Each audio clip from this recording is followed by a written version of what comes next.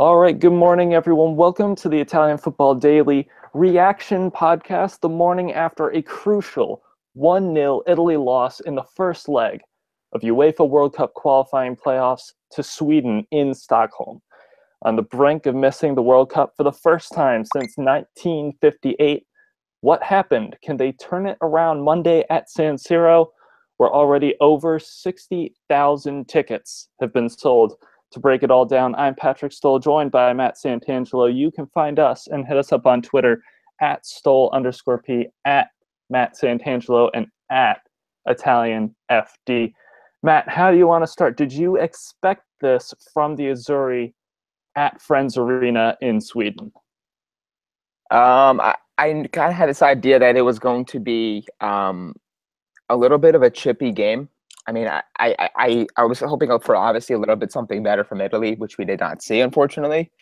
But if whoever follows me watches some of my my periscopes, I talked about yesterday before the match that I felt the environment was going to play into this one quite a bit, and I think that was something that I saw early on from Sweden, or at least within the first half, and then a little bit towards the end to kind of secure the victory.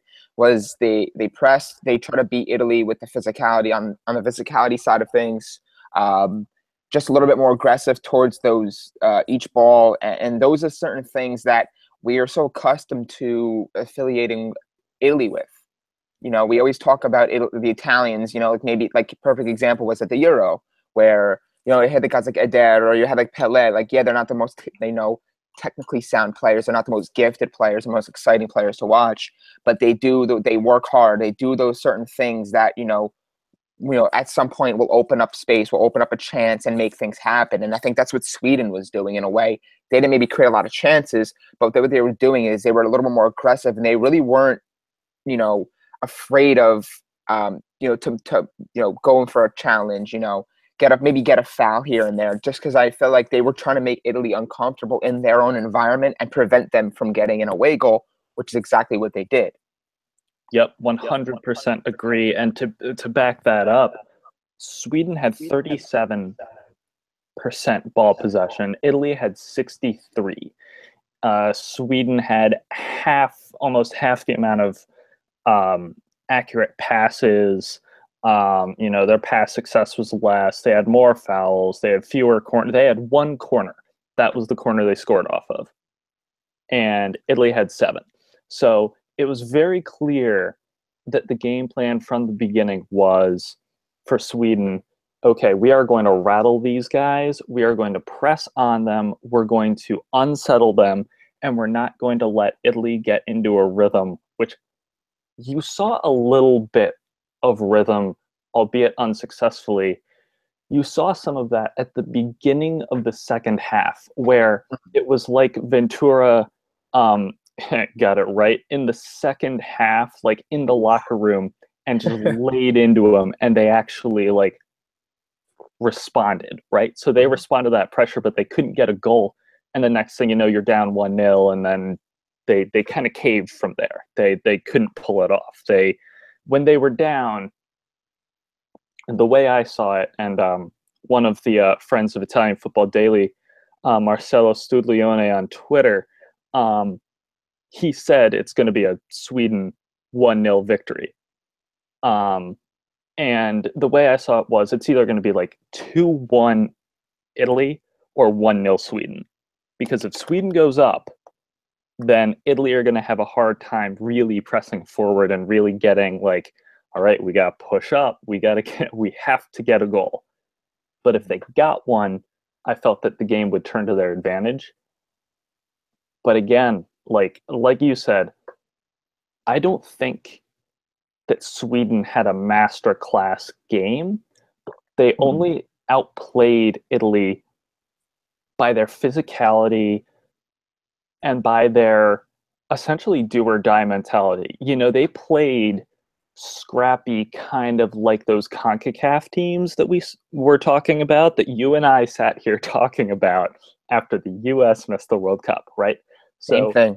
Same thing. They played scrappy. They played hard. They played with nothing to lose because they knew people will write them off essentially because they're playing Italy. And here they are. They're 1-0 up. They're going to San Siro on Monday. It's hard to have confidence in the Italy team where you essentially see so much talent, right? There's so much talent, and we've seen some lineups that are questionable, some formations that don't make a lot of sense, and you just have very little confidence that they are going to run out at the San Siro and just run over Sweden, right? There's no confidence there. It's going to be a bloodbath. And if they get played the same, and Sweden is going to do the exact same thing, they're going to try and knock them down. And if that happens, I like to be optimistic, but I'm genuinely concerned going into Monday. No, I totally agree with you. And I just want to point out something, in the build up with, to the game yesterday, the day prior at his presser, it was Gianpiero Ventura and Buffon sitting side by side doing their presser like they normally do. And I found an interesting quote from Buffon, because I know a lot of people were asking me when they see Sweden, Italy, they think, where's Ibrahimovic? He's obviously a big profile name and everyone wants to watch him play and see if he has an impact on the game or not. This was Buffon on the absence of Ibrahimovic going into the game, which I found interesting because he was actually in attendance as well. Ibrahimovic is one of the few world-class players who can win a match by touching the ball just once. Without him, the other players have more responsibility, and Sweden still remain the same tough opponent. And I found that fascinating because you look at the game yesterday, right? And those are the types of games or wins, at least in my opinion, that you see from teams, that maybe have a little bit of an underdog in the tie. I mean, I'm not saying Sweden, didn't have a chance or don't have a chance to advance past Italy, but sure. You get what I'm saying. When you see Italy, Sweden, you think that Italy have the advantage that just because they feel like they have the more success at the international level and everything like that. Yep. When you see a 1-0 win to Sweden, those are the types of victories that typically come from or have the results you help obtain by having maybe that one vocal leader, that one superstar that kind of carries everything. Maybe an individual act of brilliance and he gets a goal, like Ibrahimovic is obviously capable of. Yep. They didn't even have Ibrahimovic, but it was weird to see like they still had that they were still able to almost play the same way in a way without him. The same intensity, same pressure, everything like that, and get the result, which I found fascinating because Buffon said himself, Sweden still remain the same tough opponent, but as the same as the Euro. They played him at the Euro. He had Ibrahimovic, and it was a tight game until the very end. Of course, Eder had the 80th minute winner to secure their spot in the round of 16. But you get my point here is that they don't have the manpower. If you look at up and down their lineup, they don't have the manpower that Italy does. But they, that's what I feel is a little bit different at the international level as opposed to the club levels. When you throw on your international shirt of your respective country, you don't necessarily have to have the best players.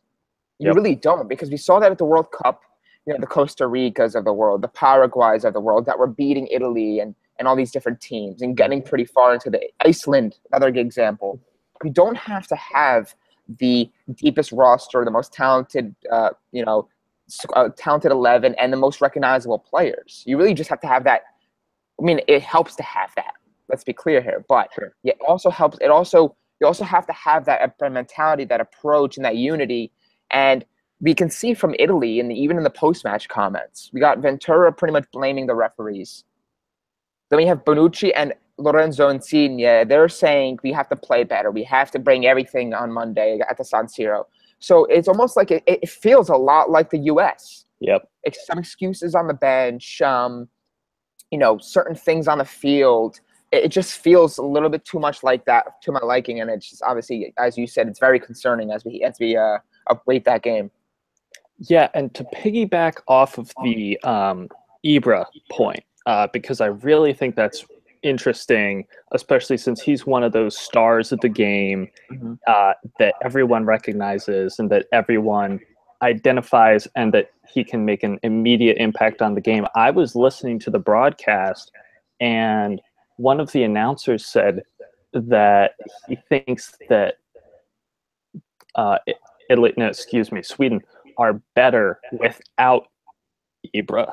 because when Ibra's on the pitch, and that's a little bit of a hot take, right?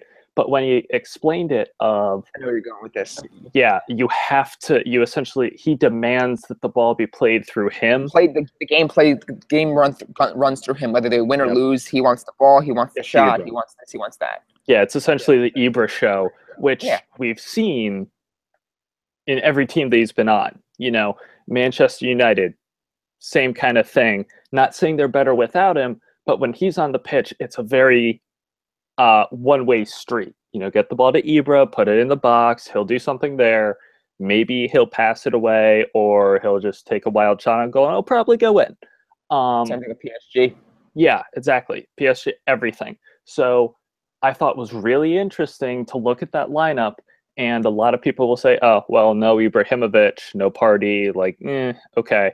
But, they took it to Italy. They really did. And, they're underrated. The likes of Forsberg, he's the big one on that roster. Lindelof plays for Manchester United, but he is the case of at least he plays well for somebody. He hasn't been playing well for Manchester United, and then he put up a pretty solid performance against Italy.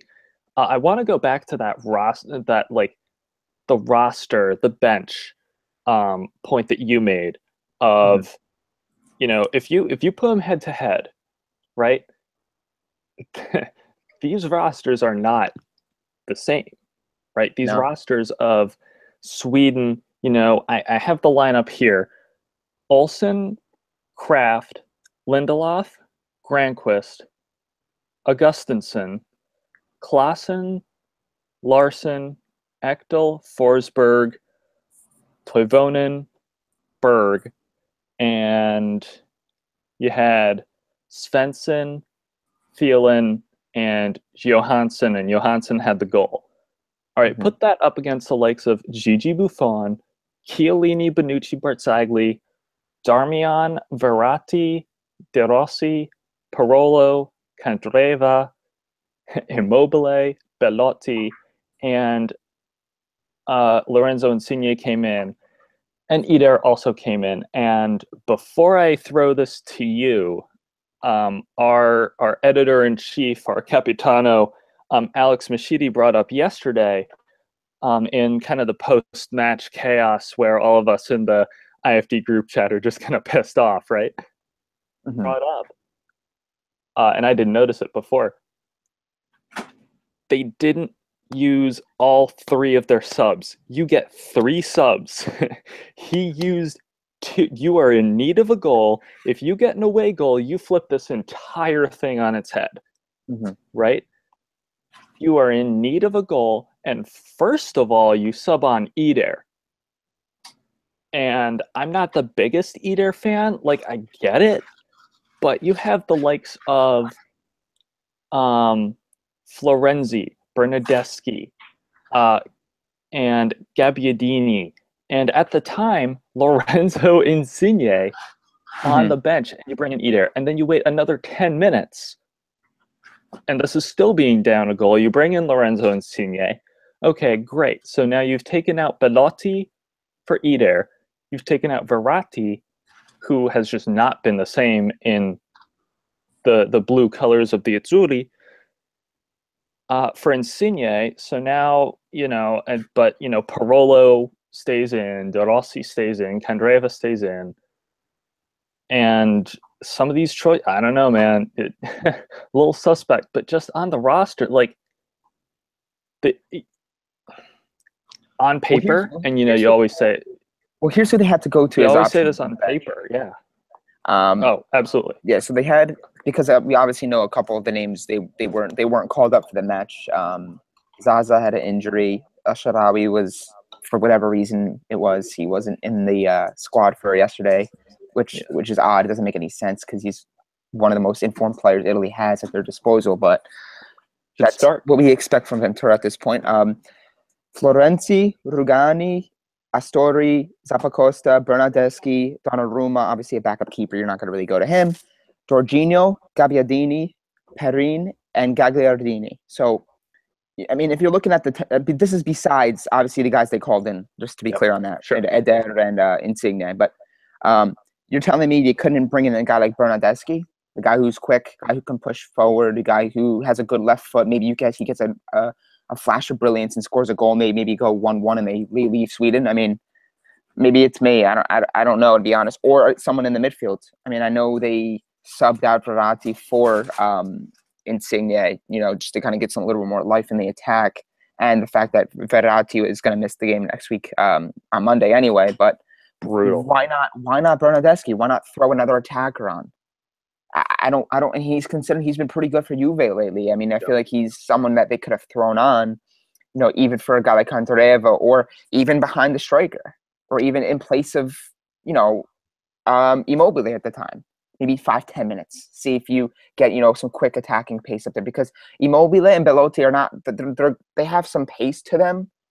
Belotti being a little bit quicker in my opinion, but they're not guys who, are a little bit as mobile and as, able to pull into the midfield and push forward, attack a guy, make him miss, look something out wide. You know what I'm saying? Someone who is a little bit more creative, and I feel like that would have been a good substitution for Ventura to go with. But of course, he doesn't even use his third sub, which is just blows my mind at this point. Baffling. And again, you can't. It is shocking. It is absolutely shocking that we are at that stage. It's not even so much like if we want to talk about Ventura and if how he's been with this job post Conte, it's not even so much. Yes, is some of the results. Yes, I get that. But it's more the fact that, like, even if he chose the right players, he made the right substitutions, the right, decisions with regards of picking players during each call-up. But maybe, he wasn't able to get it done. I think people would say, okay, yeah, it's disappointing. It's very disappointing. But you know what? He picked, for the most part, the squad that everyone would pick. He played the formation that everyone would pick. And we just weren't good enough. When you start doing these little nitpicky things that we kind of point out just right now, like that he does, not using all his substitutions, sending some of their best players in terms of form to the stands for games on the road, you kind of look at it like, does this guy, like, is he genuinely going senile? Like, I'm not even trying to be an ass, excuse my language, but no, you're good. Yeah, 70 years old. And these are just fundamental mistakes that you can't make in games like this. You need to use all three of your subs. You need to kind of at least give your Italy supporters an indication saying, I liked what he did. In the second half, he brought on two attackers, Insigne, he brought on Eder, and then he tried to really go for it at the end in the last 10 minutes and bring on like a guy like Bernardeschi or El Shaarawy. People would have said, okay, at least he went after. And then you throw in the fact that he made excuses through the referee. It just looks weak. Italy's mentality looks weak. And it's because of him, in my opinion. It looks very weak. There's always excuses. There's always this. There's always that. And it looks so much, again, we're going to go back to it because they may, in fact, see the same fate, is the U.S. men's national team. I can't agree with you more. And Patrick, look at the different mentalities between Sweden, their coach, and Italy and their coach. We all know the talent level. Italy is in favor of Italy, but look at the coach. I mean, everyone has their own way of coaching. Conte is obviously a very fiery, energetic guy. And versus Ventura seems to be a little bit more reserved at times. Versus, of course, the Sweden coach who was barking orders. He was loud. He was vocal, standing up. He was showing energy. And I think those are the things that the team feeds off. And I feel like that's what this team really needs for the second game, whether it be on the field or whether it be through Ventura. What they really need is that veteran, the old guard, the Bonucci, Barzagli, Chiellini, Buffon, those guys, De Rossi. I don't think Ventura is going to lead this team. I don't think he's going to be the vocal guy to really, deliver that, that uplifting speech and bring the energy and all that. I think it has to come from the guys on the field who have been there, who have won World Cups, who have been to World Cups, and have actually played on big teams. I mean, let's face it here. Ventura hasn't coached at a big club. Right. He doesn't know. He hasn't had the experience in managing the big personalities, being able to rally a team when they're down, and really use, like we see so many times with Conte. We see it sometimes when Italy would be down and they would come back, and you would see the fire from Conte, and then everyone would be coming out to hug him, and it felt like a team. It felt like a really unified team and a special team, and we saw it last year at the Euro. We see it all the time Well, you see it now at Chelsea. For Chelsea. We saw it at Juve. And I'm not saying you can't go back and you can't change anything. We can't get Conte for this game, but you get my point. The energy and the mentality has to be an Italian one. That's the best way I can put it at this point. With the mentality that everyone associates with the Azzurri, the grit, the energy, the passion, those are the types of things that have gotten Italy, this reputation, the results over the years. And we're not seeing it. It feels like it's kind of like, we're going through the motions, we're playing the same guys. We lose, and it's in the presser. We'll get the next game. We got to bring it. We got to bring 100%. There's no fire. There's no fire. Yeah, I can't agree with you more. I think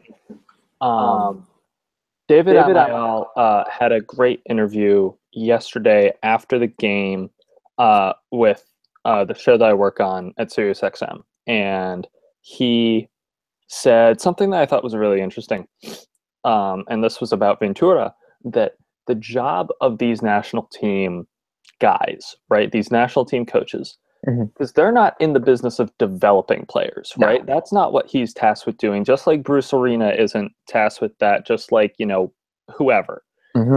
His job isn't, okay, you are to take Belotti and you're going to call him up every day and you're going to make him a star, right? No. Belotti performs at his club, and then you identify that, you bring him in, right? So he said, for these national team guys, what you're doing is you're trying to pick the best players and you're trying to put them in the best position to succeed. You're trying to make them comfortable on the pitch, because when you put them in that position, their form will continue. It will translate into international success. So what you're doing is you are managing, right? You are managing those players. You get them and you put them in the right place. That is your job. You, in theory, and like this is now me saying this, in theory, you really only have one or two jobs, right?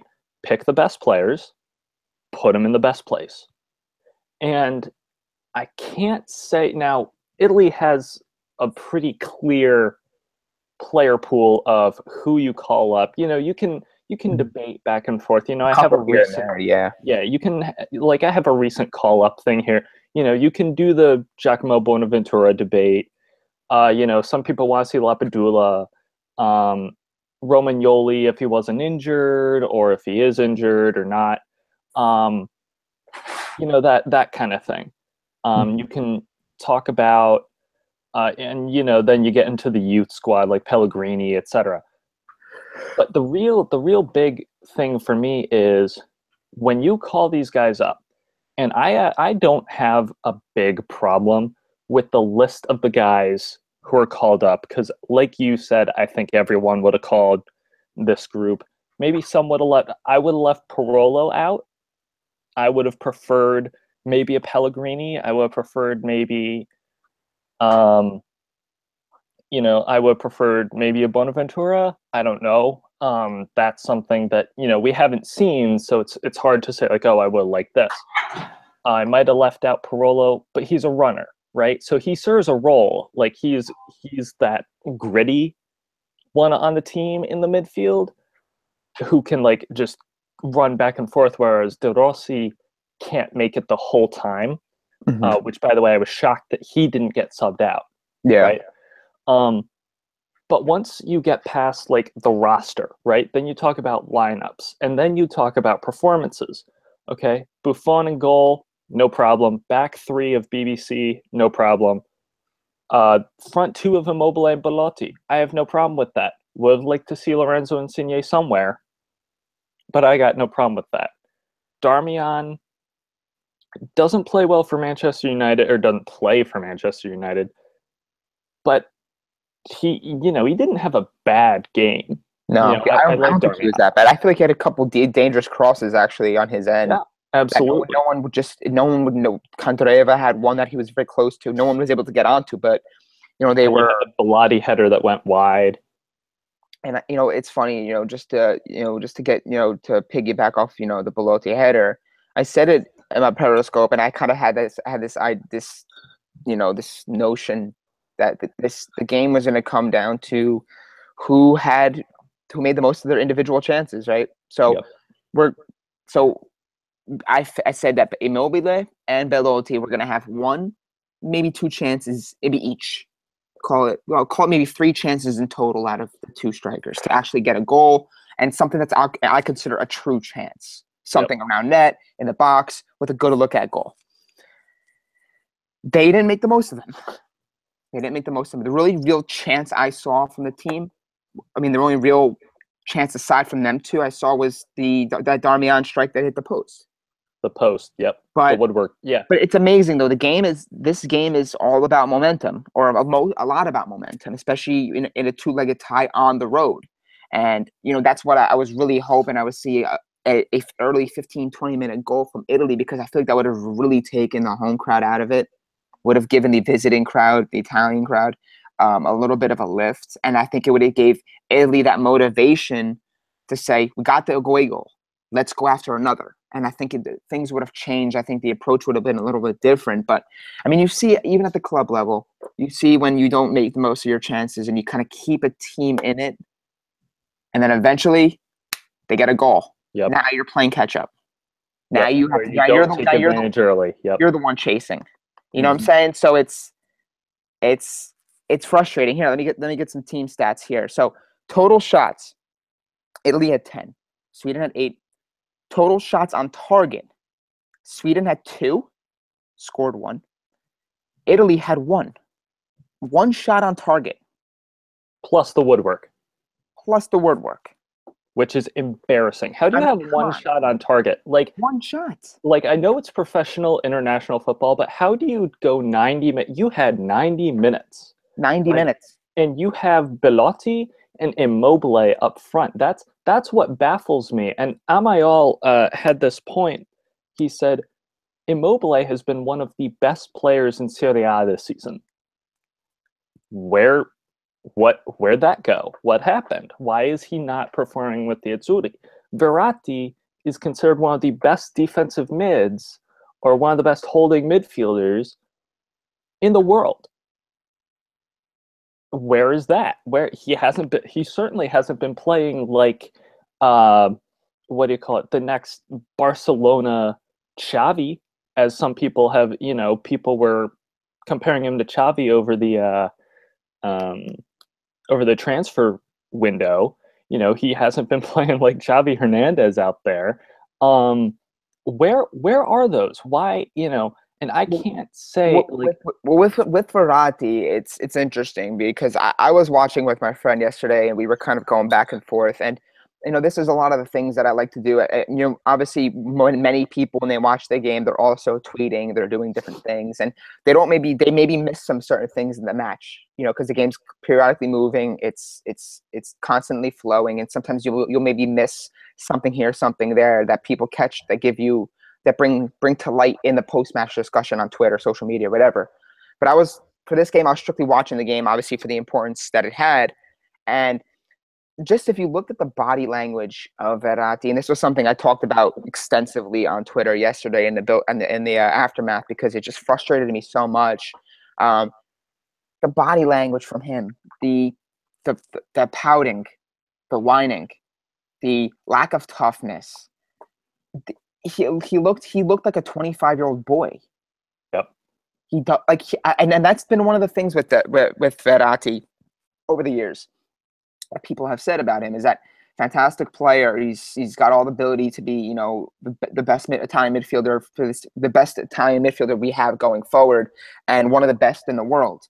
We see that all the time with PSG. He's a fantastic player. He's playing in his normal role. So I think obviously role has a part in this as well. But this is getting on to just strictly, his attitude and everything like that. He doesn't have this temperament. His temperament's it's very similar in a way, I find, to Berardi at Sassuolo. They're very good players, Yeah. very talented. We know what they're capable of, but they got this little bit of like a little bit of a chippiness to them that, you know, if you kind of you maybe bust them up on a tackle or you hit them a little too hard, they look for the foul. They kind of whine and they look soft. He looks like a soft player. It was like Giovinco against New York Red Bulls. But exactly, Same thing. I can't stand to see it, especially in a midfielder. When you're going to be taking on stereotypical contact, Italian. they're going to try to body you off the ball because they know you're a small player. They're going to try to rustle your feathers because they know that they have that ability to take advantage of you and your kind of somewhat, you know, tendency to erupt. We know he's red card. We know not red card prone. We know he's booking prone. We know he gets booked quite a bit. And we saw yesterday a foul. Now you have a yellow card. Now he's out for the second game. Like, and it wasn't even like a good challenge. Like, and it wasn't even a challenge that you could have said, man, like he was trying to stop a counterattack. You know what? He wanted to make sure that Sweden didn't score. It wasn't even like that. He's supposed to be the guy that the Italian national team's supposed to lean on as the next Pirlo type player for them. Yep. I'm not saying he's the same. I can't do that to him. I can't do that to Pirlo at this point after this week. But he's not. Right now, he hasn't shown it to me. For PSG, fantastic player. He performs, and I think that's what happens. That's partially why some of his, his attitude things and his ability, those eruptions that the little pouts he has, tend to kind of get thrown under the rug because he does play so well. But when it comes to for Italy, I just don't factor that in with he can't stay healthy that often. That's what's frustrating to me. He's 25. He's not a 21-year-old kid. He's 25. Take the keys of the midfield. Run with it. Be the best midfielder that we have and that we need. He's not doing it. And that's what's frustrating to me. And that's what I hope Jorginho can pick up and run with. Or at least I hope if he gets to start on Monday. But we need that top of flight midfielder. And he's supposed to be it, and he's not acting like it right now. Yeah, no, absolutely. I agree. And there was an interesting point, and I think it's kind of a self-fulfilling prophecy, right? So you're a guy that tends to get a little bit heated. Mm-hmm. If you get fouled, then you start looking for the foul. You start calling to the ref. You start pushing back. And then people are just going to foul you more. Right. Like if you show that kind of reaction, the Balotelli treatment, same thing. Yeah. People are going to body you, and Sweden. I don't care how not well Verratti has been playing. He is a huge miss, right? So if you think about that midfield, I'm just looking at the midfield right now in that 5, right? So you have Darmian and Candreva on the wings. That will probably remain the same. If they go with a 3-5-2, right? If they go with a 4-2-4, rut-row, but that core 3, right? That the 3-5-2 really depends on, right? Verratti out, so you have to assume that will be Jorginho. I'll get to him in just a second. You have De Rossi as the anchor, which on paper doesn't sound too bad, but then in practice, it's like, oh God, he can't do this. And Parolo's a runner. He's the workhorse one, right? He's not Parolo. No one will tell me Parolo is technically superior to much of anyone. He's that Borini. He's that Poli. He's that kind of player, right? He's not flashy. He'll just run. Right? So now you don't have Verratti. That's a huge loss. Sweden is thrilled because any flash of brilliance that could have happened is gone. So midfielders on this roster, Florenzi is marked as a midfielder. He's a winger. Bernardeschi is marked as a midfielder. He's an attacker. He's a forward, excuse me. Zappacosta is a wingback. Gagliardini is a holding midfielder. And then there's Jorginho. So you have to think that it's either going to be a formation change or Gagliardini or Jorginho. And moving to the Jorginho point, because that's been a huge talking point, right? I think Amiel made a great point. He said that people were clamoring, and Matt, you're like the leader of the bandwagon, right? Yeah. Of the Jorginho, the pro Jorginho. And it almost seems like Ventura called him because it would have made so much sense to start Jorginho where Parola was and just essentially like go for it, right? Put your best guys out there and make it happen, right? That didn't happen. It's almost like Ventura heard everyone calling for Jorginho and tried to minimize the criticism that he would receive. Like, oh, well, you can't really blame me. You can't take this at me now because I called up Jorginho. And also, it almost feels like he did that so that Brazil couldn't take Jorginho. And if he doesn't start Jorginho in the last game, in the do or die game where you need a win, like there's no draw, there's no park the bus, like they need a win. If they don't start him and they bring him in 75th minute, then it's almost like he was just doing it so that Brazil couldn't have him. And that might be reading too much into it. But you got to think Jorginho is going to start this next game. I pray that he starts this next game. I'm not saying that he's going to make it from a 1-0 loss to a 4-0 victory, right? He's not that. He's a difference maker. And the fact that, like, we're not even sure. We're actually not even sure if he will start because given Ventura's track record, and I'll save the Ventura material because there's a lot of it, right? I don't want to do a post-mortem on Ventura quite yet, right?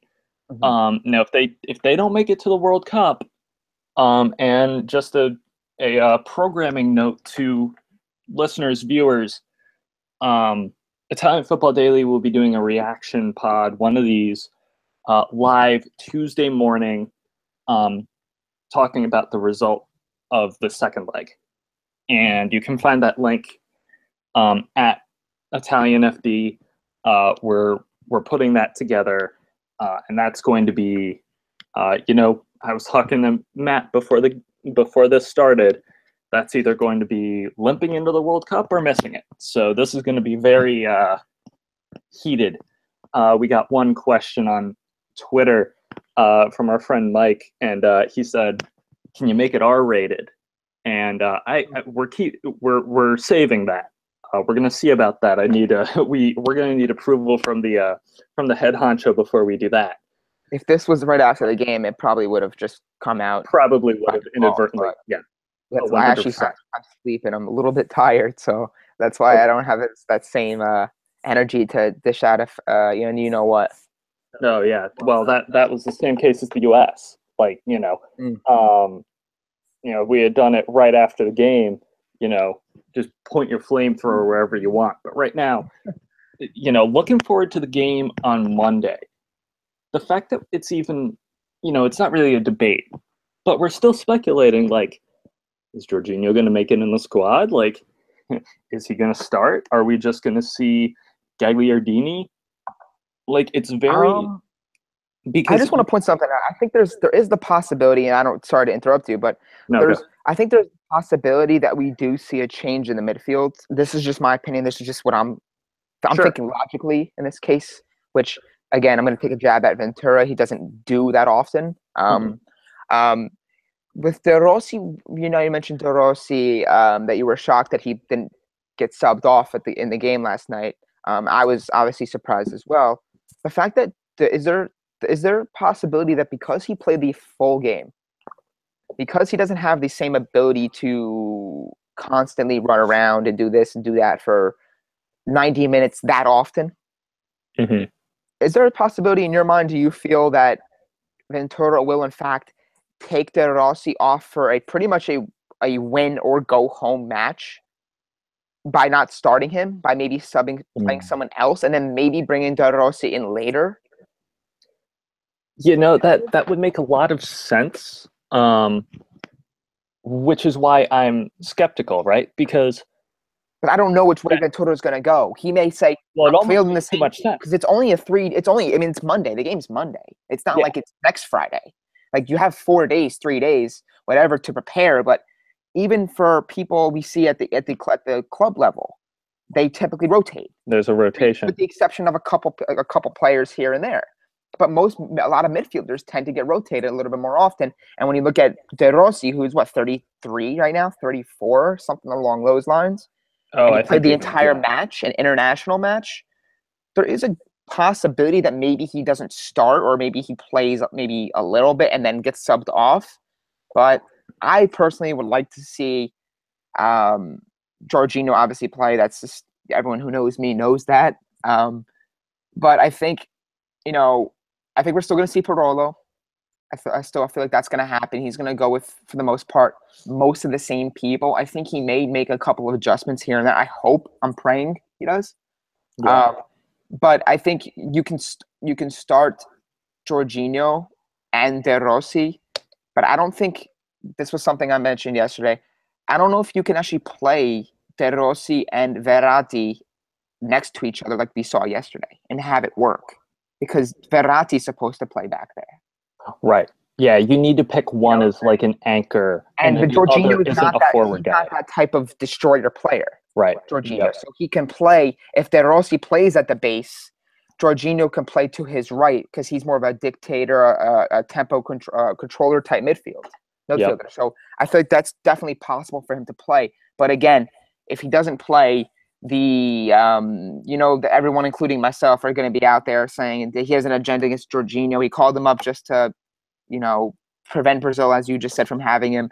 And he just really has an agenda against Jorginho when this midfield really does need something of his ability. So I hope that he does see the light and actually plays Jorginho in this game, because, we need that player who can control the ball. He's not the type of guy to throw the ball over the top with not consistency, but regularly. He's more of a guy who plays it on the ground, but he sees certain things happen that others may not, and he's able to precisely hit his marker and then keep the play moving. So that's what I feel like that this team needs, is that they need someone to be able to continually connect the passes, connect from the midfield to the attack, and create chances. So hopefully he does play. Yeah, and so I'm looking at the formation right now, and just think with me for a minute. So Buffon, Chiellini, Bonucci, Barzagli. I leave Darmian where he is. Candreva, I would leave where he is, but I would sub him out around 60. Give him an hour. Maybe. Yeah, for Zappacosta, for Bernardeschi. Someone like that. And, if they really need a goal. Even Gabbiadini, he's been playing pretty well for Southampton. Mm-hmm. I'd like to see Florenzi at some point. I think that would be pretty great. I feel like that would probably only come if they had the advantage. Yes, yeah, I agree. He's that engine player. The guy, he's kind of like the all-purpose jack of all trades type guy, where he can play in multiple roles. He runs. He has the energy.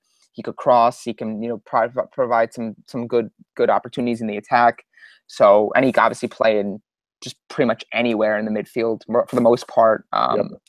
So I think that's something that, again, we'll probably hopefully see. Assuming that we do get the lead, and he could come in and really ensure that we do get a spot in Russia. And then I think Immobile and Belotti are fine up front. I don't have a problem with that. I think, maybe I'm tinkering a little too much, right? But if you go with 3-5-2, but you take that middle of the 5 and you put it forward, right? You put it behind the strikers, and then have the 2 as kind of holding guys. So kind of like a diamond thing. Yeah, you get what I'm saying? So instead of a defensive midfielder, you have those 2 other midfielders that's supposed to be opposite him. They fall back. You have the 2 wing backs, and then you have more of like an attacking midfielder. Yes. So what I'm thinking is Buffon, Chiellini, Bonucci, Barzagli, Darmian, Jorginho, Gagliardini, Candreva, Insigne, Immobile, Belotti. Okay. I know that's kind of progressive, that's kind of forward, right? But they need a goal. Insigne came in for 15 minutes, so consider him fresh. I don't want to see Eder start this game. I swear to God, if Eder starts this game, like we cannot be doing that at this stage in the game, right? I want to see Jorginho, and I want to he's see El Shaarawy. well, I I want to want see to El see him called Shaarawy up. too. Oh, I want to well, see him on the don't even bench get for the me game at least. started about that. Yeah, exactly. But he wasn't named in the squad. What about if he's able to go? What about Zaza? What do you think of that? Um, I might give Zaza the start, and then sub him out after an hour. I think he would be one of those guys where, I don't think Belotti's fit. yeah, I that's think the I think problem. that's the thing. Like, and that's for me. Like, I had that little bit of a concern. I understood why Ventura went with it because it was the tandem up front he's been going with throughout the entire qualification. But it's clear that Belotti wasn't, fully Yeah, himself, and he's still working his way back. I mean, he returned in Torino's last game, and now you're going to throw him in my opinion, at least, you're going to throw him in to start in a road game that's obviously massive for Italy's future, and expect him to be his normal self. I think it's just a little bit much, but I given wouldn't be shocked. Zaza's I'm form, hoping. I'm hoping that Zaza's ready because I feel like, I did a piece on him, and this is a little bit of a shameless plug, of course. Um, I feel that because of his form, I feel like because and this is just me. This is just me being an optimist and someone trying to rally for him because I know obviously he's gotten a lot of heat from his Euro 2016 tiptoe and all that stuff. The charades there. I'd love to see him get an opportunity to at least play, at least get on the bench and maybe make an impact because I feel like he's in such good form. Mentally he's in a good spot right now. I know there was an interview with him with Valencia with La Liga, and it was very good. He's very confident, and he's definitely moved past his Euro. But I'd like to see him maybe get a chance if he's fit to at least maybe in the second half instead of an Eder if oh Ventura yeah, wants to go that way. At least give us something different. Don't give us the same old story where second half Eder, this guy, this guy. No, yep, change it up a bit. yeah, Give Zaza. Zaza's in good form. Give a guy. Maybe bring on El Shaarawy. El Shaarawy's in good form. Bring him on. Give us something a little bit different. That at least saying you're trying to fix it. You know what I'm saying? absolutely agreed. And that's the thing. So if you look at Immobile, and I think you're right. I think you're right about Belotti. But if you look at the forwards, so I would take Insigne starting. Mm-hmm. I would tolerate that considering Insigne is a beast, and I'm a big fan. I don't want either starting. Gabbiadini starting wouldn't make any sense.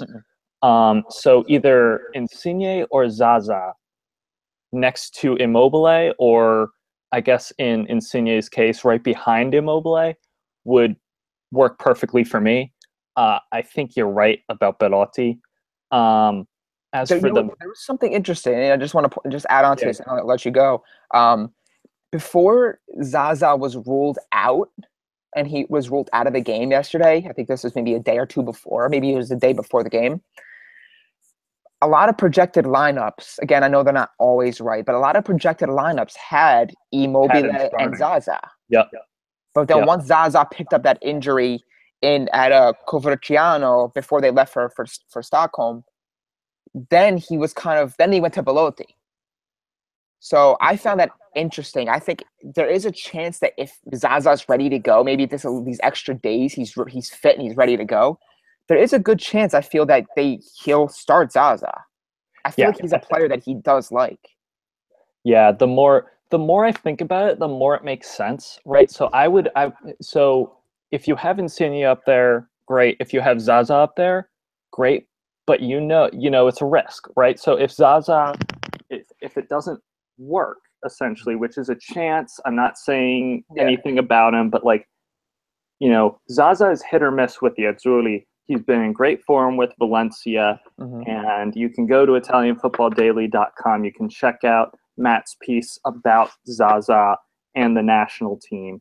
I think so. If you do that, that's fine. Also, I'm sorry, just real quick to add, he's been playing a 4-4-2 at Valencia under Marcelino, their new coach, who's done a fantastic job with them. They're in second place right now, ahead of Real Madrid and Atletico Madrid. So they've been playing in a 4-4-2. So he's been playing in a two-strike setup.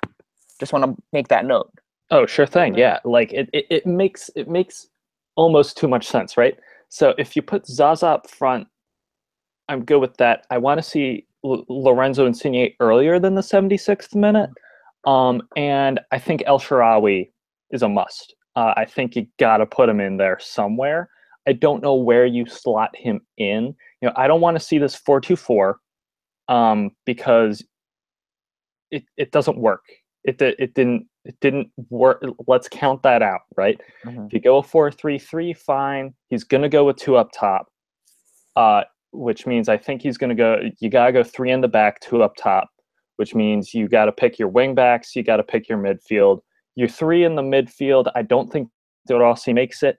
Verratti's out, so we might see Parolo again. I think we see Jorginho and Gagliardini. Darmian, you probably leave there. Candreva, you can leave there. You could sub in El Shaarawy there. I think we see El Shaarawy as a sub. And I think we see Zaza starting. And I think we should see Insigne as like an hour mark sub.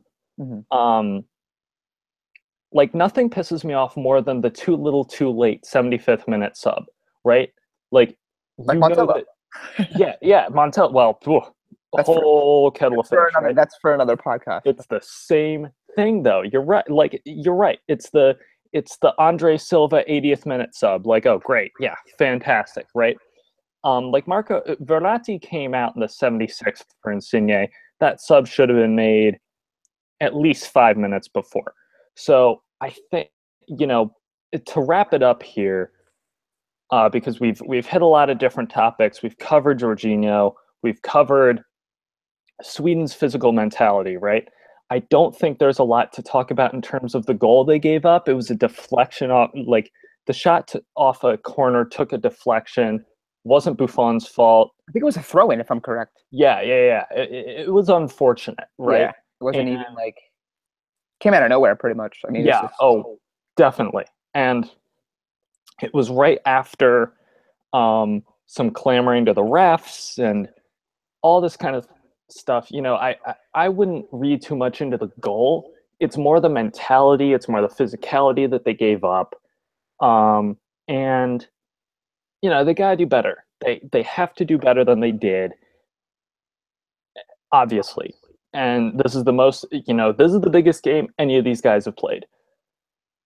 I just don't. I'm not sure how confident I am. I wish I had I wish we could see the formation that he's going to put out right now, because then I think that would give us a pretty good idea. Like if we see a 4-2-4, we can start writing this now. Right. Or if you can see the personnel. Okay, he is going with Zaza. Okay, he is calling up El Shaarawy. He is going to play Insigne behind as a another striker. Okay, then you can kind of see what he's going for. Yeah.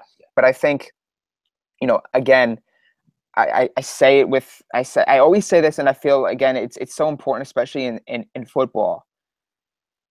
At their home crowd, the environment's going to be big. It's going to be huge into what, we saw how kind of for a little bit for Sweden, it had a big role in there. Yep. Because I feel like they were kind of feeding off the crowd environment, feeding off the energy from the home fans. That's what the Italians need to do on Monday at the San Siro. 100%. A lot of they can really. I'd hope that the energy comes out in the first. Again, I'm going to say this again. The first 15 to 20 minutes of the game. Chase a goal. Chase a goal. Go after the game. Don't sit back. Don't. I can't for the life of me understand. I hate that. I understand that Italy's they have this reputation as a very strong team and they play out the back and this and that control the tempo of the game, yada yada yada. I get that, But when you're down 1-0, you gotta get it a quick punch. Just go after them. Yeah, they got to set the tone. Get a goal. Make it even. Now it's a ball game. Yep. Now it's a ball game. Now you know what? Now it's even. It's the next goal could possibly decide this who goes to the World Cup. So for me, that's what I really want to see. I think it's that getting that early goal is really going to depend again on the mentality, on the approach, the energy from the team.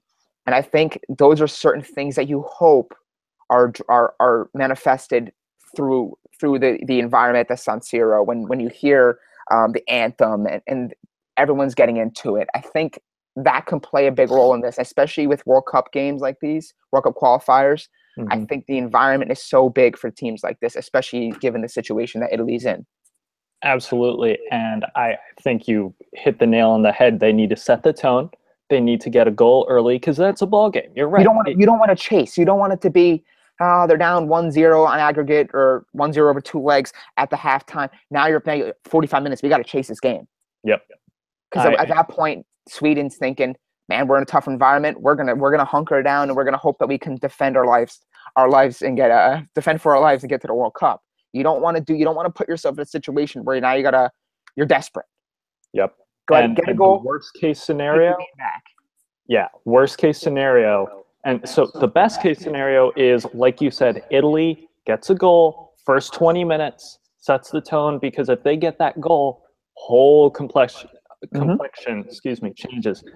But worst case scenario, if they give up a goal in the first half an hour, they would have to put up 3. Yeah. That's exactly what I'm saying, because we all know how, quirky this game is, really, is that goals can come from anywhere. We saw it yesterday with Sweden. Goal pretty much came from a half chance, call it a half chance. Yeah. Deflection, there's your goal. Yeah. For Italy's sake, they have to get, like I said, they have to get a goal and prevent obviously Sweden from getting something of their own, because for Sweden to get a goal on the road at the San Siro, now you have to get, in your mind you got to get 3 goals. With the way we're playing, it just doesn't look likely. It would be an absolute disaster. You got to get momentum back. Yeah, you got to get, and I'm sure they know this. What I'm afraid is Ventura is going to say, remember, guys, we can't give up a goal, right? So they're going to sit back and essentially try and get a goal, but try harder to prevent them from scoring as opposed to them getting a goal. That's what I'm afraid of. Yeah. What I want them to do is exactly what you're saying. That's why I wanted to see that kind of pretty attacking Italy lineup, which, we're not going to see that. But that's why I want that is worst case scenario, they give up a goal, they have to score 3. If they give up an away goal without already having scored 1 or 2, if they've scored 2 and they give up an away goal, then they only need 1 goal, and by then the momentum is probably theirs, right?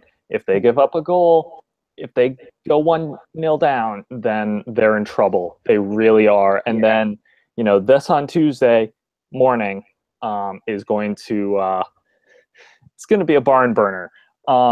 So real quick, and then we'll wrap this up. Thank you again for joining me, Matt. I really appreciate it. My pleasure. So someone mentioned, and I think I've seen this somewhere on the Twitter sphere, where some people believe that the game should not have been set for San Siro. Some think that it should be set for Rome. And that's, in my opinion, there's no better place as a crowded, this is going to be sold out. It's going to be 80,000 at the San Siro. And that is one of the best atmosphere because of the proximity to the pitch, the history, the temple of football that it is. There is no better place for Italy to step up, get the crowd involved than the San Siro. You can, the Olimpico is great, but if you put it in the San Siro and they get a goal, look out, because those Italian fans are coming for you. And they're going to be on top of this game. I absolutely agree with you. I think Yeah, obviously the Olimpico is a fantastic venue, and I think it makes sense that people would want the Olimpico to be the venue for this game. But I think, for this with the San Siro, it kind of the crowd of 80,000 people, the way they pitch a structure, the stands and everything like that, the fans feel more on top of you. And I think, by having that versus against the Olimpico where they have the track, I feel, for San Siro, and these are all petty things that probably people are thinking, oh, well, what is that? These are certain things that I think of when I watch games, and I think of how environment plays a role in how teams perform and everything like that.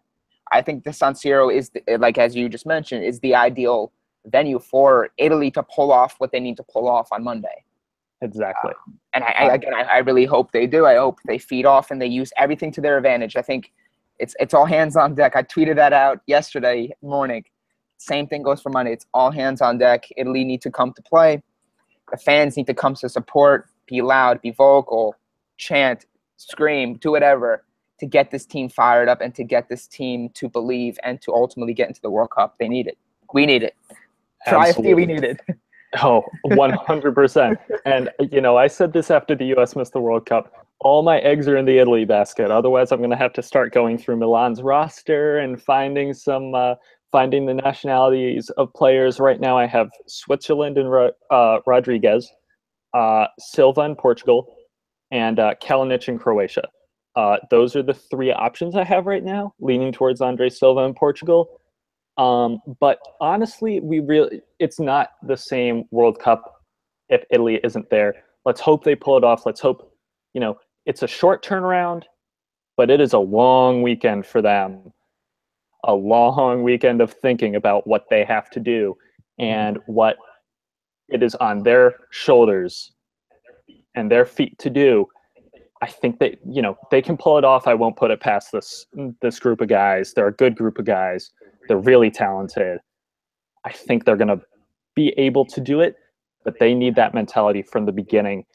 And hopefully Tuesday morning, the Italian Football Daily morning after reaction will be a more optimistic one than a barn burner. So we'll see how the match goes. Again, match is Monday at 2:45 p.m. Eastern Time. That is 8:45 European Time. San Siro. It's going to be sold out. It's going to be quite a game. It matches the importance. So again, Matthew, thank you for joining me. You can find Matt's work at Matt Santangelo on Twitter and at ItalianFD. Check out his stuff. You can find me on Twitter at Stoll_P. Matt, thanks for joining me, and thank you all for listening to the Italian Football Daily podcast. Again, you can check our work out on at ItalianFD, at Stoll_P, and at thanks for listening. Dai Azzurri, and we'll see you on Tuesday morning, hopefully, with some good news. But until then, ciao, ciao, everybody.